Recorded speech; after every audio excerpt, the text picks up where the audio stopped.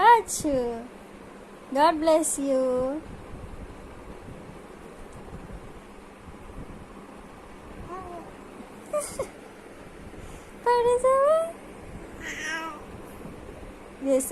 ఆడుకోవాలి. విశ్రత్త వెనుకలగా